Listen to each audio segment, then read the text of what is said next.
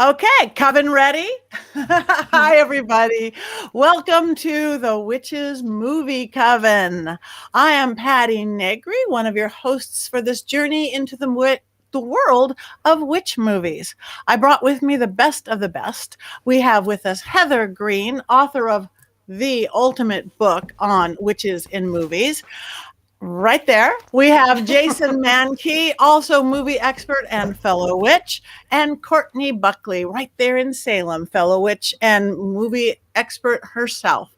So this week, we're going to talk about seemingly controversial, which I didn't know, the Witches of Eastwick. But before we go there, I'm going to hand this over to Heather for a moment because there's somebody we want to talk about.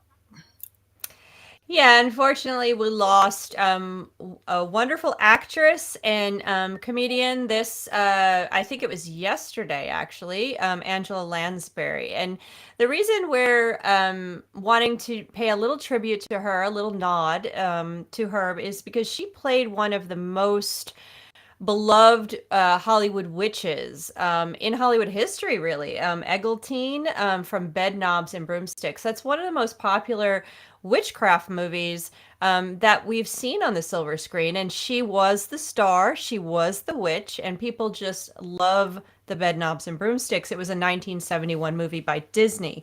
But Angela, just to give a little bit of a story behind her, she was born in 1925 in London.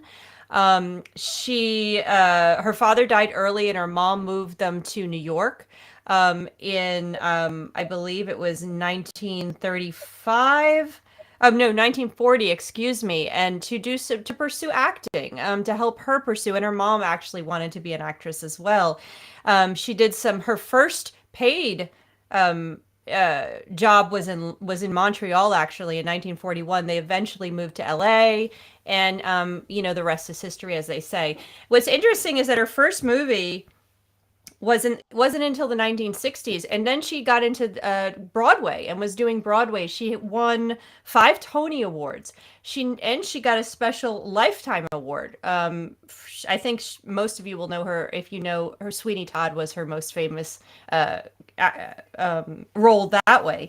She also was a star of Murder, She Wrote. She got some Golden Globe Awards for that. Unfortunately, she never, although nominated, never won an Emmy. She also never won an Academy Award, although she also got a special award from the Academy as well. For me, I loved Bedknobs and Broomsticks as a kid.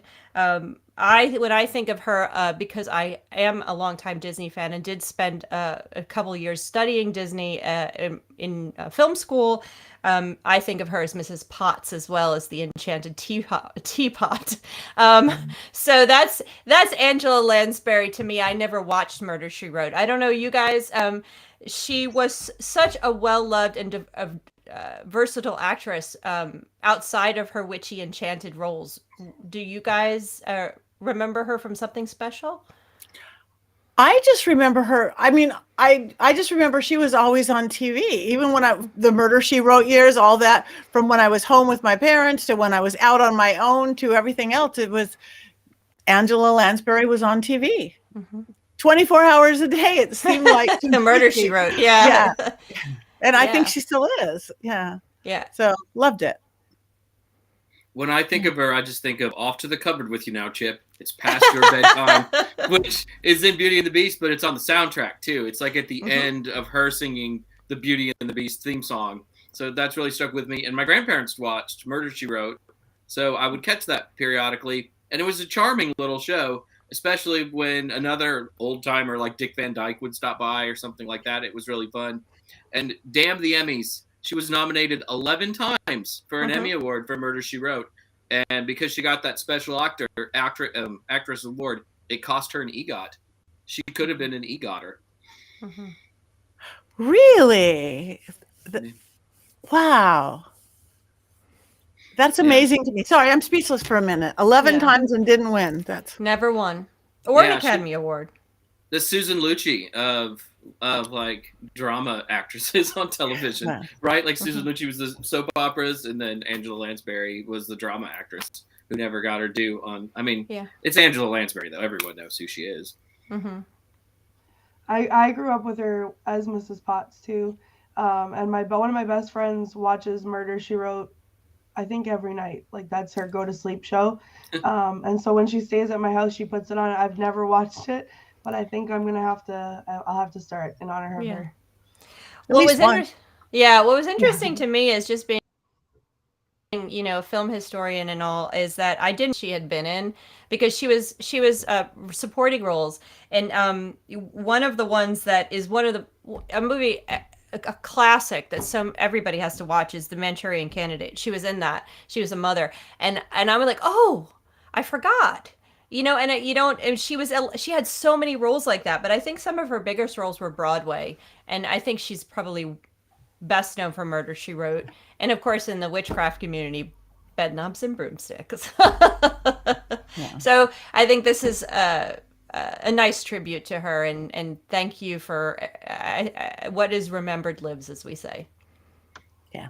Bye, Angela. Bye, Angela. We'll still see you on TV forever and ever and ever. Yep. Once you go into syndication, I guess. I don't know. That's true immortality. Mm-hmm. True. Thank you guys, everybody checking in, everybody who's saying hi. We are so glad you are all here. We are so glad you all here. Now, again, before we move right into Witches of Eastwick, last week we talked about Hocus Pocus. Some of us loved it. Some of us didn't love it. There was lots in the middle. But since then, there's been a whole lot of controversy about it. Anybody want to start? I think it's hilarious. I think it's the news story. I think I touched on it last week, or like people posting, but like the news story of that woman who thinks that, the witchcraft is going to come through the screen and corrupt their children, and she's out there throwing them out. Like, it's so ridiculous to me. And I think I've been laughing for a week straight about people. They're doing that thing on Facebook, marking themselves safe from, Bette Midler coming through the screen and corrupting their kids. Like it's or like the witchcraft getting to them. It's so nonsensical to me. It's funny. I don't get it, because we could watch the insanely violent superhero movies for kids, people destroying each other and killing each other, even if they're trying to get creative about how they show it or not show it. It is still ridiculous human violence, scarier than a group of witches by far. How come those don't get, I'm safe from, Superman or from Marvel? I think part of it too, though, is because of social media, we're more sensitive to it to a degree. Like, we notice when people are complaining about something, and we can complain in real time. I do think I have some friends in the witchcraft community who like to share people complaining about us, because it is funny. And it also, some people get really worried about it, but the suburban Texas mom who hates Hocus Pocus too isn't really going to stop witches around the world or anything. No, it's just sad state of humanity in some senses. It's not going to stop anything, but it's just sad, that limited of thinking, I think. I mean, it's not new too either. I mean, I remember as a kid loving the Dungeons and Dragons TV show. It was a cartoon on Saturday mornings, and it was right in the middle of the 80s Satanic Panic, and people thought it would lead children to witchcraft and the occult, and it got canceled, even though it was the highest rated kids show on TV. And I think at this point, though, at least we don't have to worry about that kind of thing happening. Disney is not going to yank Hocus Pocus 2 off of Disney Plus anytime soon. I don't think so. And by the way, if you're missing Heather, it's technical difficulties. She's here. She's here somewhere. There she is. Magic. My camera was very angry at this discussion and just decided it was going to go blank. So, yes, all of what they said. Also, as someone who practices on both sides of the spectrum here, both light and dark, nothing makes me want to whip out my hexing materials than someone acting like that. Like, you want to pretend like this is going to do it? Like, let's find out what does it. And I would never, but it makes me think about it. What made me laugh about this whole thing is that I think I mentioned last week I wrote an article on Hocus Pocus and the differences between number 1 and number 2, and I mentioned how the differences were significant because they show that witchcraft as a religion and a spiritual path and a way of life have become more accepted and more integrated. That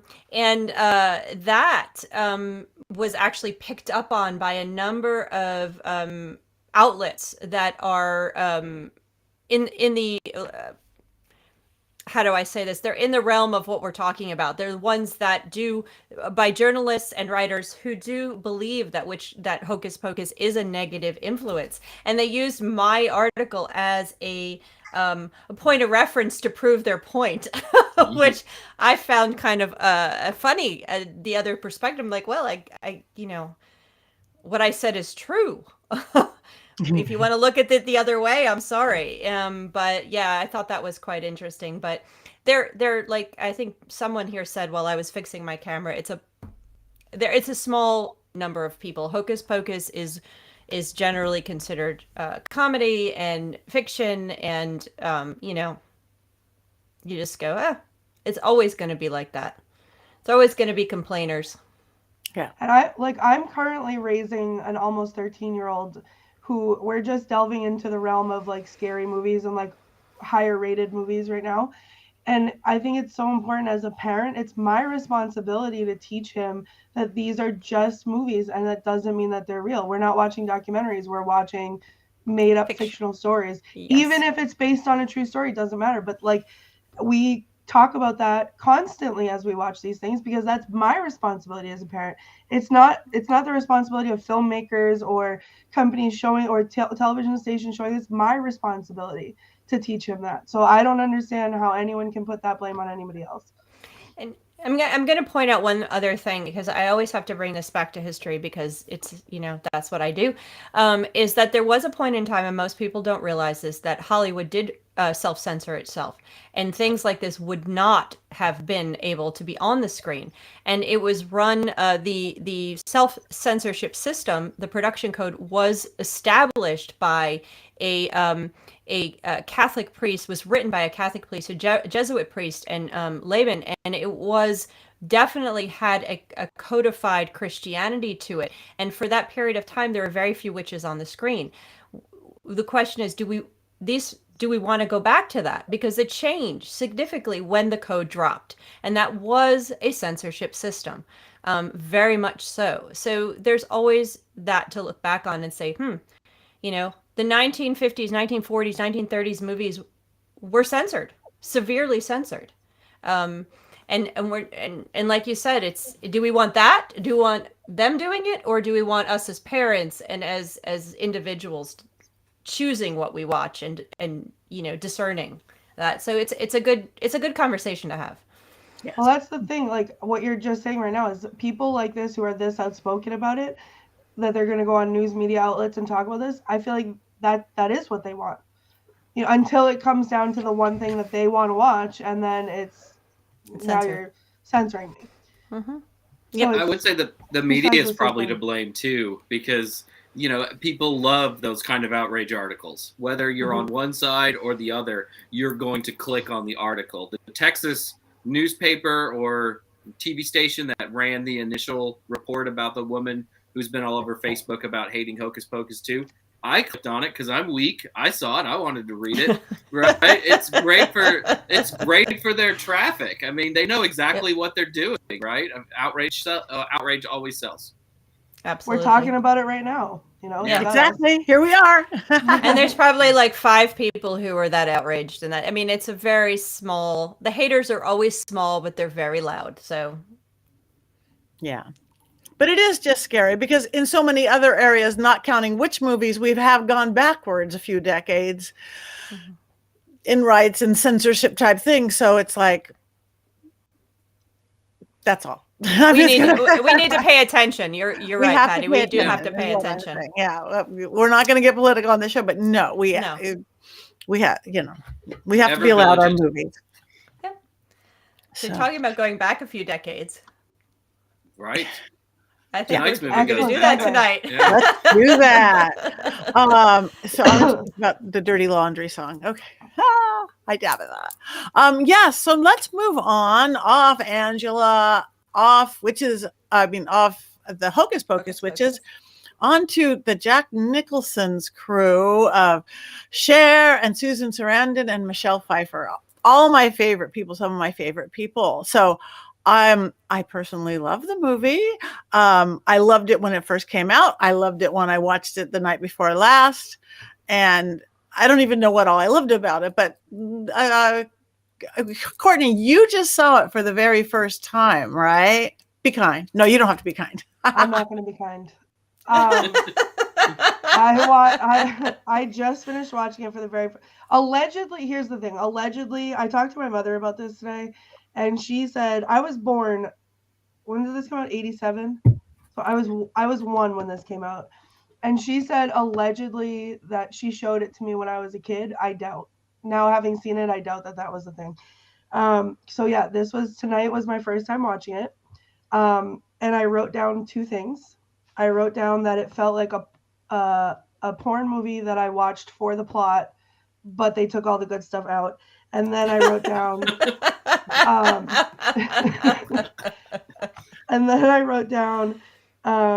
that it felt like, oh my God, I just lost my train of thought and I can't find where I wrote down. Anyway, I'll pick it back up, but it did not impress me. I love all of the people that are in it separately, away from. Here's what it was.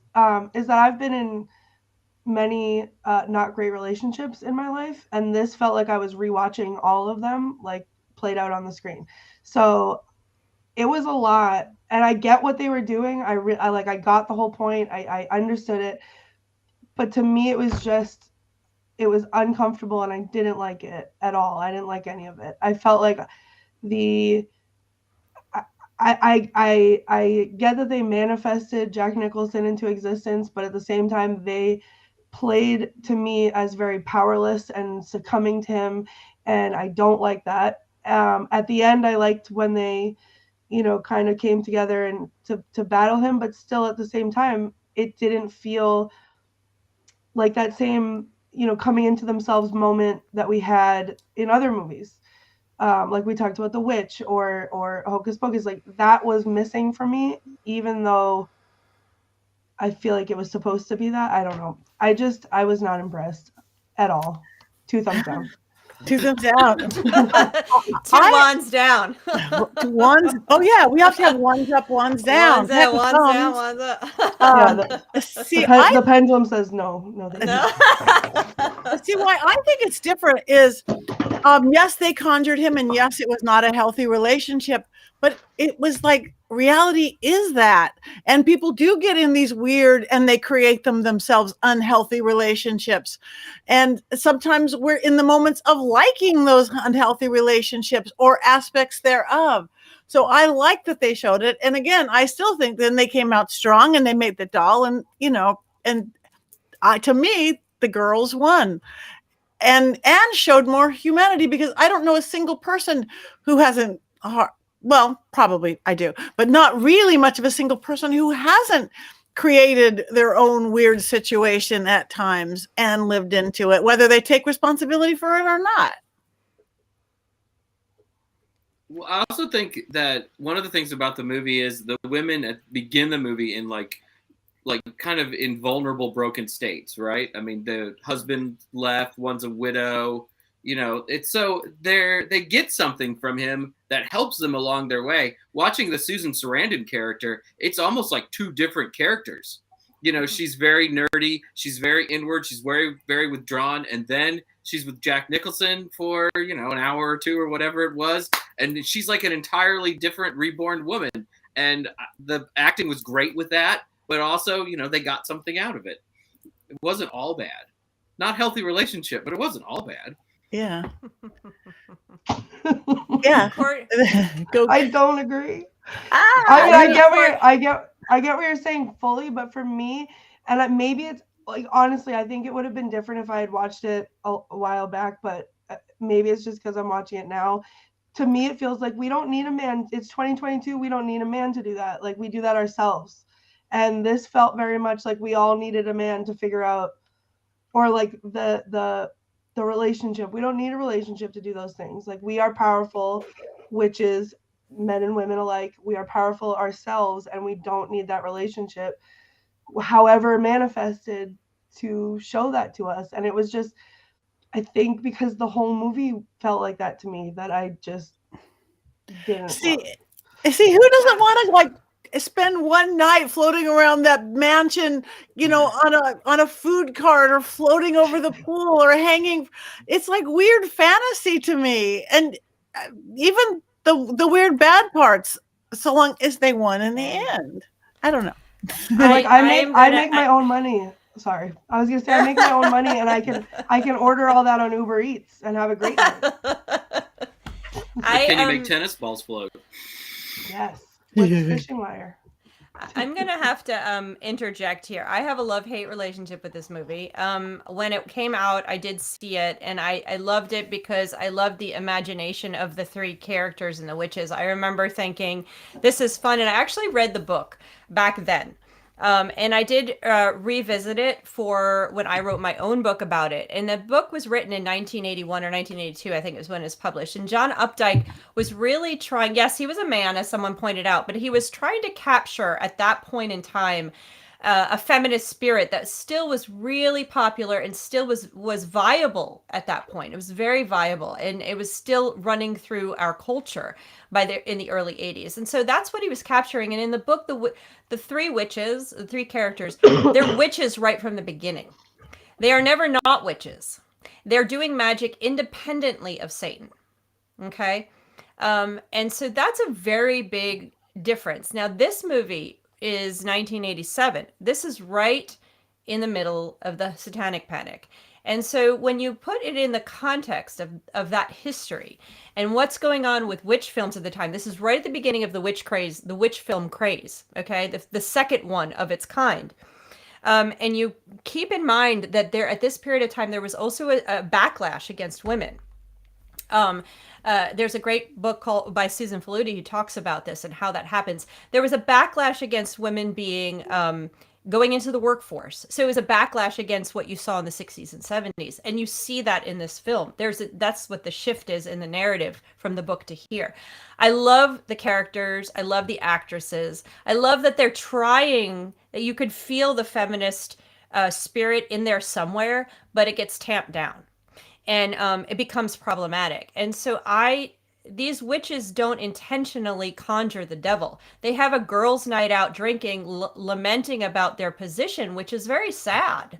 They've been beat up by men. They've been left. I mean, there's situations, they're single moms, they're ignored at work. All these things are happening to them. And so they have a girls' night out, which, so many people have. And all of a sudden they wish for a man, and the devil shows up. So they aren't witches at that point. They become witches because of their involvement with the devils, because they acquiesce to his sexual needs, really. And Courtney, you got to read the section of my book in there about this movie in here. You're going to love it. I actually put it under it's called Sex and Satan, and it's a closer look at Witches of Eastwick, because that goes in line with what your perception was. But I always the order button as we sit here. Sorry. You just have to read. It's like 3 pages, but you have to. But it really, to me, as much as I love their characters, as much as I love the fact that their hair goes flat to huge, which is so 1980s beautiful. As much as I love Jack Nicholson, his performance in this film is awesome. I mean, I could sit and watch that church scene over and over again where he's talking about women. He is a phenomenal actor. The film just is very anti-woman. It's very anti-woman. And even in the end, they finally find their magic. They find that spot with the cherries. They do, which is awesome. But at the end, they choose to live in his mansion, and he's not really gone, and they have the babies. And so they wind up under his thumb anyway. And so I have a really gut reaction as far as, it's an anti-feminist movie, not anti-feminist. It's an anti-woman movie set in the Satanic Panic, using witchcraft against women, and that's my love-hate relationship, because I loved it at the time. I love the actors. I love the performances. And don't you have to take that into consideration, the time that it came out? Oh, absolutely. And it came out during the time when there was backlash against women, so it fits in perfectly. Yeah, that's what I see. And again, I write a whole different story. They got the mansion instead of their little cottages. They were able to turn him off the dang TV. They got lovely little babies. I rewrite it that it's a very good ending. Yeah. Well, at what expense? What did they sell? What kind of freedoms have they given up? Because in the end, you think, oh, they're in this mansion, and then he appears on the he appears on the television. I'm like, he's still here. But they turned him off. Yeah, did they? Even if he hadn't have been on the television, though, I mean, at the end of the movie, they're talking about, do you miss him? Do you want him to come back? And, not to think about him when we're all three together. On the television or not, he was still in their heads. A lot of people don't get over bad relationships well, and sometimes bad relationships stick with you. Yeah. See, that's what I like, the reality of like real people. I mean, I work with people every day. That's my gig, my sessions and things like that. It was like real to me. Not good, not bad, just real. But the thing is, I feel like as someone who has done a lot of work dealing with in real life situations like that for myself, and I've done a lot of work to come away from that. Watching it on TV for me was not the escape that a movie is supposed to be. It was, let's just watch more people do the same thing that you've done. And it didn't feel good. Like, even a bad ending, even an ending that I don't like or don't agree with, will still make me feel something. And this just made me feel depressed. Like, they didn't get away. And I wanted them to get away somehow, but they just didn't get away. And I don't know. You're rooting for them, and I think that watching them evolve from their predicaments that they were left in by men into these positions where they're realizing their talents fully, as artists, as creators. That is the feminist aspect of it. That but they had to trade that, and they had to get that. They had to have the inspiration. They went from being left by men and a patriarchal society, their jobs, whatever, to only finding their spirit through another man, through becoming witches in the most classic sense, Christian sense, is selling their souls, essentially, is what they've done, and acquiescing to his desires. Some of those scenes are you wonder if this is what they really would have wanted, but you enjoy watching them go from these battered down women to these alive women, and they're so fun to watch. It's so fun to watch those transformations and those scenes. But again, and that the other thing that bothered me was that weird scene at the end where he's in the window, where he comes back. I'm like, wait a minute, what is going on now? The monster movie. The monster part of it was like, I don't buy that part. They could have left that out. Yeah, I agree with that. I agree with that. And otherwise, I think somebody wrote in here a while back, and Rob threw it up, that maybe it's a generational thing. Maybe it is, because I was certainly here in the 80s, and I was here. I think that maybe we're reading too much into it. But that's just me. I don't know. It was a story of what happened with women and men, and then the fantasy, and then the whatever of the thing. I don't know. You can't. I will never ever say you could read too much into it. You're talking to a film historian. I will always read everything into it. And speaking of that, I mean, I love the one thing that we were talking about before we came live, and I think it's really cool to bring up, is that one of the things that happened in this movie, and in a lot of movies prior to this, and then in more recent movies as well, it's been going on since day one, thanks to mostly Hawthorne, is who we can attribute this to, is that when Hollywood wants to tell us without telling us that we're going to be watching a witch movie. They set it in a New England town, or, you know, and this was obviously Updike. So, but either way, and they started out what I call as at ground zero in a New England town. Here's a nice New England town. And the beginning scene, I believe, was a high shot of the town and them swooping in and coming down onto this. That few seconds of filmmaking right there tells us you're about to watch a witch movie.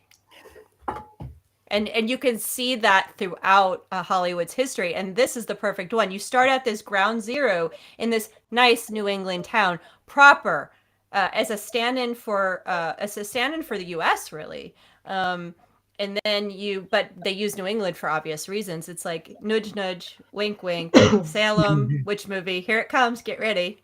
Hollywood loves that trope. And someone who like works in Ground Zero, aka Salem, I watching this movie for the first time tonight. I saw that opening scene and I immediately picked up my phone and I said, "Where in Massachusetts was this filmed?" Exactly. Because immediately that's what I really thought it was going to be set in Salem still, just because of the way that they presented it, knowing that that's not what Salem looks like, but it's that same vibe.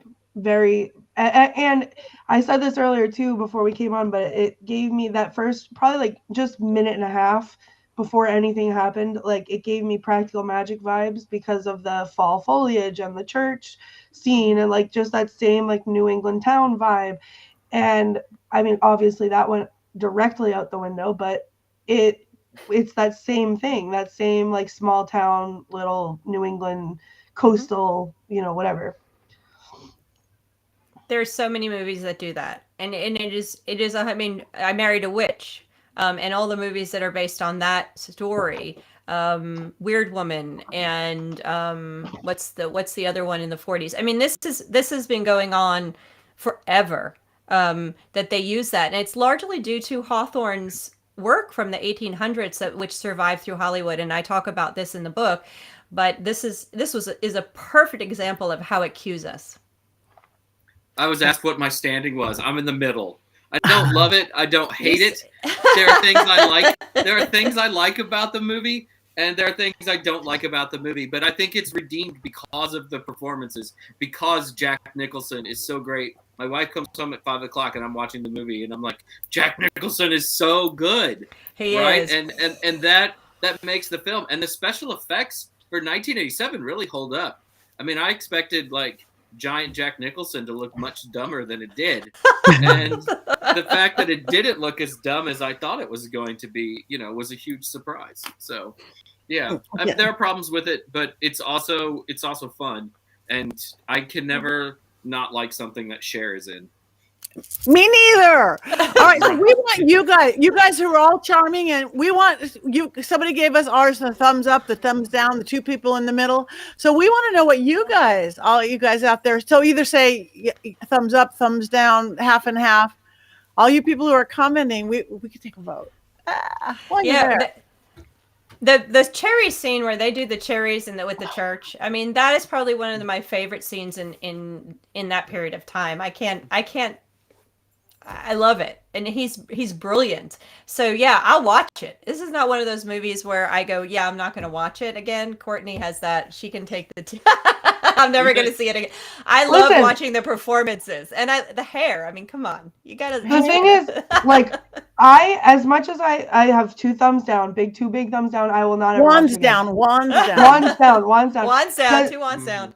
But it doesn't mean that I don't appreciate parts of the movie. I do. Like, I appreciate all the performances. I appreciate all of the actors that were in it. I love the crazy lady. I loved her. I thought she was the best. I like the cherries throwing up. I thought the scene where they, like, who said it? Haley said it with the feathers. I loved that scene. I loved a lot of things about it. But at the end of the day, I will never watch it again because as a whole, I did not like it. Yeah. And I did like the special effects, like the monster at the weird came out of the wrong movie, but the in-town stuff and the windstorms and all the chair, it's like, I thought that was brilliantly done. I loved the hair too. I did notice that as it was happening, that their hair, and I think I thought, I didn't write it down, but I thought to write down that their hair just kept growing as the things were going. I loved that too. The more in touch they were with their internal self and their power and their art, the bigger their hair got. And it was so funny. I'm like, oh my goodness, look at those curls. That is fantastic. That's so 80s. When the three of them were like hanging out the window when he was going into town, it was like all hair and like very small little faces with hair, and it was hilarious. And that's a real thing because, you know, everybody had to have a perm, except Jason didn't have to worry about that. But the rest of us did have to worry about having curly perms with lots and lots of rollers. That was a thing. That was a thing. I had a buzz cut back then. So completely different. Okay. Well, you missed out. Big hair like destroys me. Like I see big hair and I instantly turn around. I'm like such a product of the 80s. You know, it's like I mean I'd already liked Michelle Pfeiffer and Susan Sarandon and Cher a lot before this movie, but rewatching it and seeing their hair get bigger and bigger, I like fell even more in love with them because that's really the key to my heart is Aquanet. And Michelle Pfeiffer plays a witch in what's the movie from 2000s that she was a witch in another trio. The name is escaping me right now for some reason. Is it M? No, it starts. It's I don't like it, so my brain is blocking the movie. She was the Neil Gaiman one. Yes. Yeah, Stardust with an S. Stardust. She was the witch in Stardust. Another trio of witches that she was in there, and that's you know, her claim to fame. I love seeing when actresses play witches in other films and seeing how that works out. A totally different witch movie from a totally different time with a totally different feel. Yeah. So. And somebody just wrote they love the grocery store scene too. See, I think that's why I like it, and the bad parts that show whatever, because you see him thinking, you see him going, is this right? Is this wrong? Is this, I don't know, just too much humanity for me. I like that part of it. Mm-hmm. And that was a great scene. So many good scenes. Mm-hmm. It's a classic. It's one of the most popular witch films. But what's the porn part, Courtney? Was it the music? Was it just Jack in the Roth? I didn't get porn. Honestly, there was a porn movie called Pirates that they took the monkey business scenes out of, and then they put just the plot pieces together and put it in Blockbuster, and it gave me those vibes. Like whenever it was, he was just making out with all of them all the time. And then he walked in and all three of them were in their lingerie in like various positions on the bed. I was just like, okay, like just if I'm gonna have to watch this, at least show the good parts.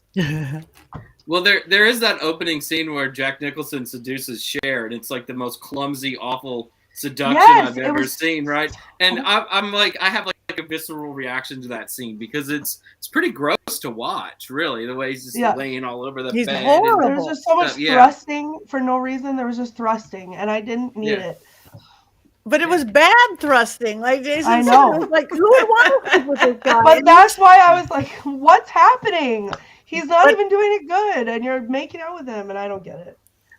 And like Jack Nicholson is a great actor. I've never really thought, wow, Jack Nicholson is this beautiful man who should end up with Cher, Michelle Pfeiffer, and Susan Sarandon, right? So, but he has a charisma after you get through that scene that you see in later places in the film. But at that point, it's like makes no sense to me, and makes me like question every decision I've ever made because that wouldn't have worked for me. And can we talk about his hair? His hair, real quick. Oh. The whole time with like. That's like my hair is growing out. Like I could do that hairstyle, like with just the ponytail, but like the rest of it's coming out, just like the back ponytail. I can't. It was like that's a tragedy. It's a tragedy. The whole time I'm watching, I'm like, imagine running your fingers through that. Like I'm gonna vomit. Oh, gross. But didn't you know that was his character? That's what he's doing. I know. That was beautiful. Be appalling. He wanted you to like everything you don't like in a greasy Yeah, he was supposed to be the worst of everything because he is this devil character. He is an evil character that is able to seduce, but he gives them what they want most, which is not only attention from a man, attention period, and success in what they're doing. So he does that all. And I write in my book that this is almost like I'm looking at it. The in one respect, the Witches of Eastwick is a Pygmalion tale with the devil as the teacher, where the devil is able to teach them how to be. And so, and I write, Courtney, you got this is for you specifically. I wrote in one part, excuse me, the transactional exchange between woman and man, or witch and Satan, is quite literal here. The women are only empowered through sexual acquiescence. That the only way that they get their power is through that exchange with him. And he is horrible, but they're getting what they want. He is brilliant. I'm going to say, I have to always add that he is a brilliant actor in this. His character is phenomenal. It's the best part of the movie almost. But yeah, that's this exchange, and I think that's what Courtney was picking up on. Sure. But you missed the good parts, as you said. But the thing is, like, so I just want to touch back. Carol Garcia said that's the whole idea, they don't need him, but that's the thing. That's what I did not get from this. No. Is that's what, to me, it seemed like they did. That's the only way that they got anything, and that's what I didn't like about it, was that that's what presented to me.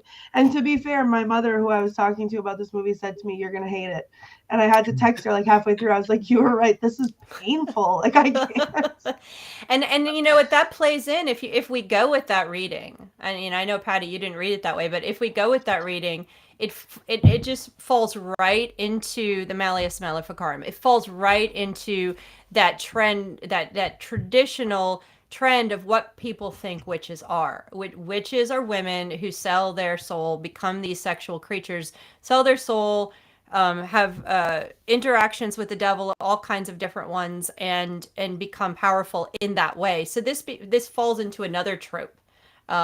So it's problematic for me in the very much the way that Courtney is speaking, but at the same time, I have an affinity for it because the hair and the actors, and it was a well done problematic film. How about that?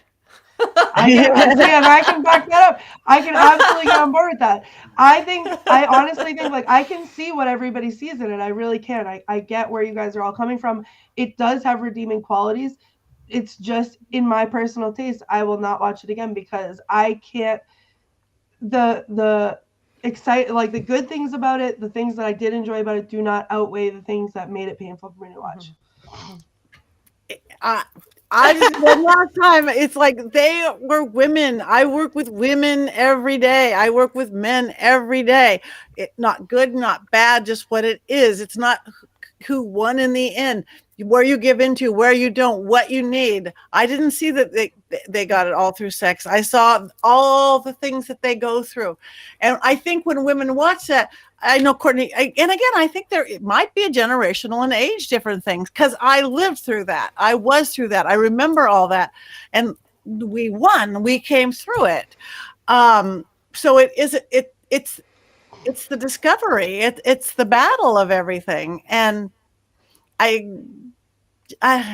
wish I could explain it better what's in my little head, but I will. No, you're but I get what you're saying. Every day I work with people every day, and it's like, well, listen, I got to leave this. Yes, you need to leave this relationship. Yes, this. Take your power back. Take your power back. It's not where you gave it away to. It's taking your power back. And I do believe they did. I believe they got what they wanted. And I don't believe they got it from sex. I mean, yes, the sex was fun, and they got to play in a big thing, and that was what's weird too, because, again, it's not cute young Jack Nicholson. It's old, scary, weird ponytail Jack Nicholson. All of it. Life is messy. Life is messy. Relationships are messy. So, and I guess by reading too much into it, I just meant the good and evil of it. I just see the humanity of it. Mm-hmm. And I think a lot of maybe what you're picking up on is what came out of what they kept from the John Updike book, which had a very strong feminist base that was meant to feed and be popular, and actually was a very popular book back in 1981 and 1982. So I think the stuff that they retained is what you're picking up on, that feminist thread that still is in there, even if it got buried under some other things. Under porn. I don't know about No, that. I wish it would have been porn, honestly. If it had been porn, we would be having a much different conversation. I'd give it 2 thumbs up. I would have watched that. Wands up. But nobody Wands up. responded. All you people. I love all your opinions, but none of you really gave us your opinion on one's up or one's down. Anyway, Jason, you were starting to talk. Yes. This is a yappy one. I love it. I do think that one of the things I really like about the movie, though, is that they solved their problems in the end with magic. Right? They didn't pray to Jesus in the church. They didn't ask the crazy woman who was clucking them the entire time to help out. You know, they used a puppet, and they used it correctly, and it solved their issues. And they had to come together in the spirit of, like, fellowship, as someone said, I think in the chat, forming a coven. They had to do all of that in order to win at the end. I mean, that's a positive, right? Yep.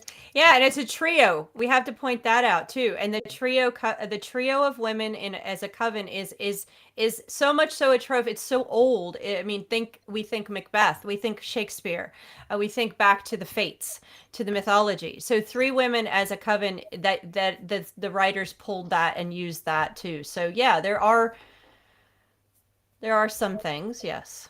Yeah, and they did use magic. Yeah.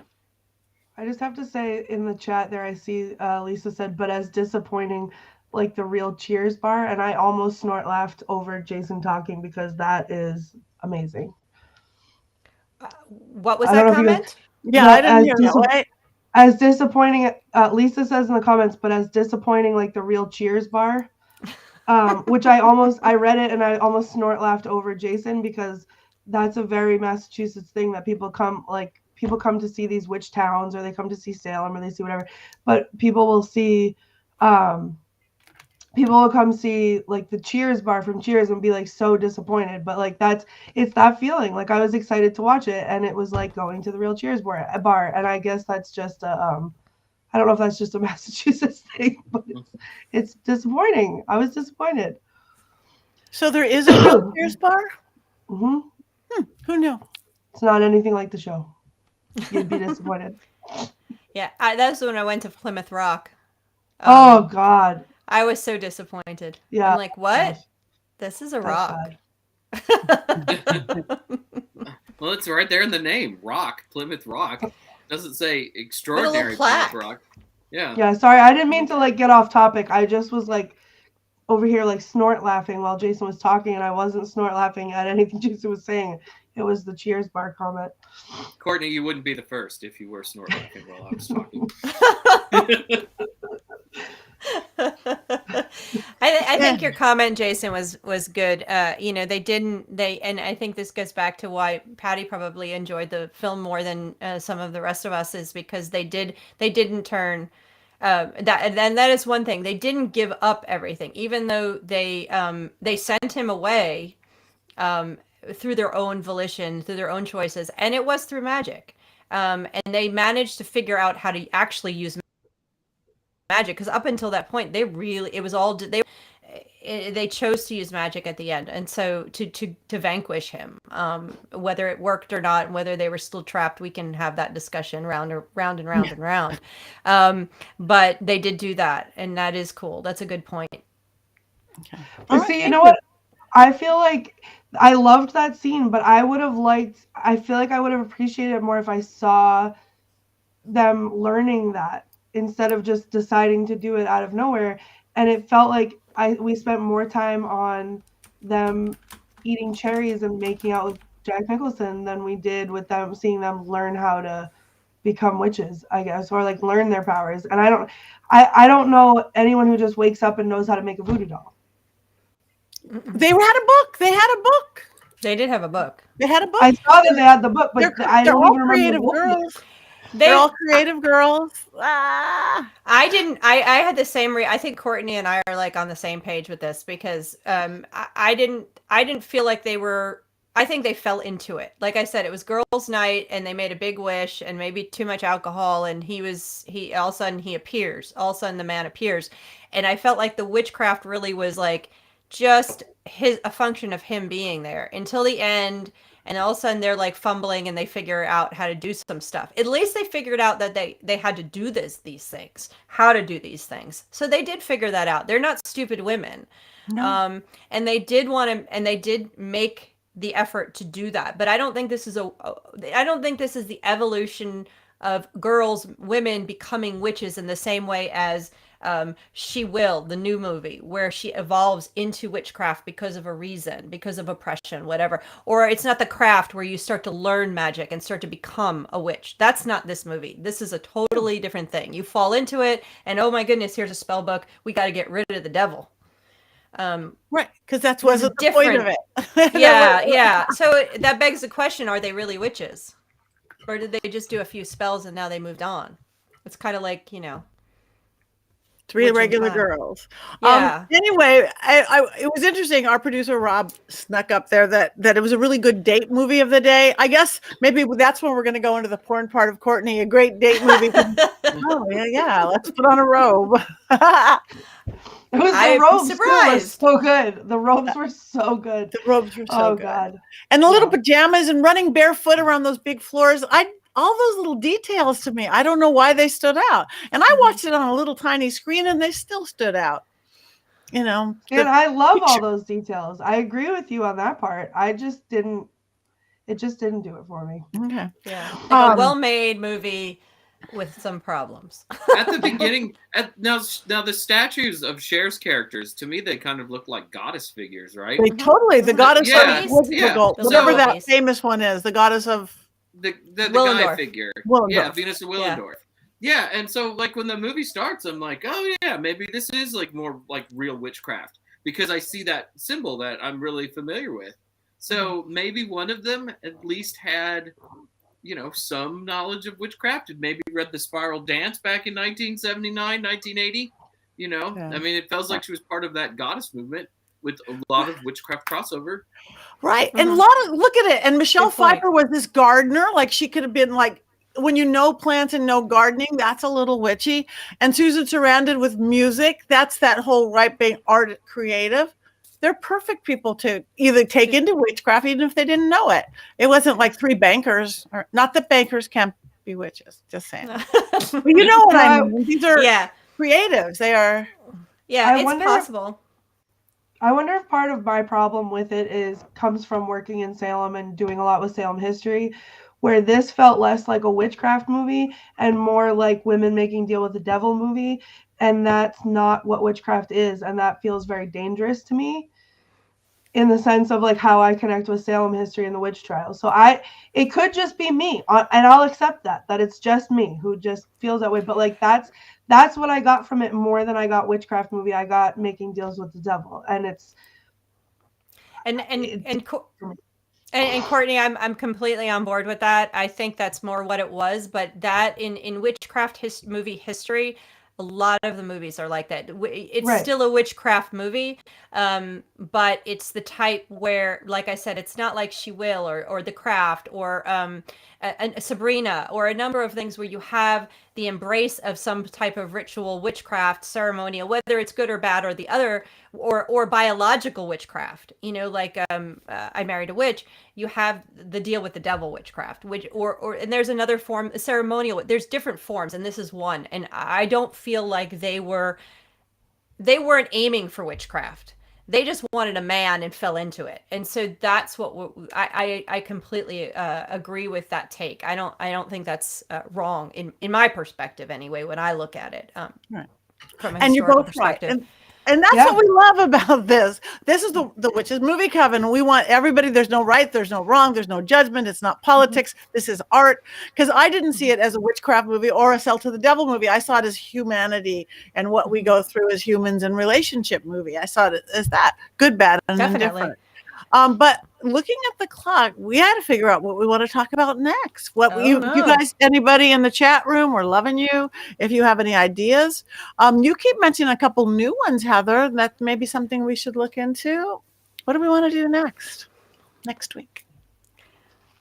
Well, there have been a bunch of new ones, but we're getting close to Halloween, so I don't know what we got to get something that's really close to. I mean, we already did Hocus Pocus, which is a Halloween movie, but I know there's one that I would like to personally talk about as close to Halloween as possible. What's that one? The Wizard of Oz. Oh, yes. I'll talk about that every week. Can we talk about that Yeah. every week? Yes. Wizard of Oz. We're doing that Every by week. Halloween. Yes. Every week. But yeah. But everybody has to like it. No, they don't. No, they don't. We still haven't done the deep dive into practical magic. I mean, I know we touched on it in the first episode, but we I haven't. love that movie. We haven't done see? like the hour talk. Okay. I think that might be a really good one. Practical magic. I agree. If we're all four in agreement on that, practical magic next week. You guys, we want your opinion, so watch it this week if you can. I think you guys can find it. So practical magic, somebody's favorite. So that is good. Thank you, Bunny Girl. Okay, everybody, before we go, everybody tell everybody where they can find you, what you have doing. Let's start out with you, Courtney, this time. All right. Well, I just really quick want to say this was such a fun discussion. Thank you guys so much. I love that we can have talks and all disagree, but see each other's point of view. So you can find me personally on social media at the Feems, THEFEEMS, right down there. Or you can watch me on Scared and Alone at www.scaredandalone.com or at Scared Alone Live on all the socials. Perfect. Jason. On Twitter, I'm at Pan Mankey. I think on Instagram, I'm also at Pan Mankey, which is my last name, but fronted by the great god Pan. I'm also the only Jason Mankey that practices witchcraft in the entire world. Yay for me. How cool is that? Thank you. Okay, and Heather? I am at, you can find all my socials and all of the links and everything at heathergreene.net. I interact mostly on Twitter, so you'll find me. So if you want to find my Twitter account, and you can communicate with me there, book information about my books, and I am also a journalist in the witchcraft and pagan world, so you can find links to some of my articles and see what I'm up to. I love to hear from everybody, and I love hearing about more witch movies that I have never seen, so please make sure you reach out to me for that reason. Yes. Give me something to watch. Yes. So thank you. And I am Patti Negri. I am on all the social media. As you get to the real me, if you go to pattinegri.com, my website, you can get to my correct Patti.Negri Instagram, Patti Negri Psychic Meeting on Facebook. I'm Twitter. I'm TikTok. Like us, follow us. It makes a difference to us for some weird modern reason. So do like us, follow us, give us your opinions. We're thinking about doing a contest really soon. So sign up for my newsletter. And if anybody else has them, do it, because we want to do a contest with you guys. So I'm talking to Rob about that right away. So Patti Negri, Jason, Heather, Courtney, you guys, you make this. Thank you for coming in on this, giving us your opinion, giving us your wands up and your wands down. And come back next week, okay? Because we're the Witches Movie Coven. One more thing we all got to do. And you guys hopefully have been practicing. Here we go. 1, Cackling time. 2, 3.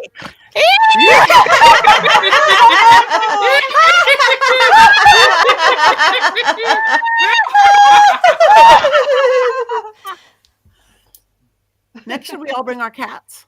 I don't know.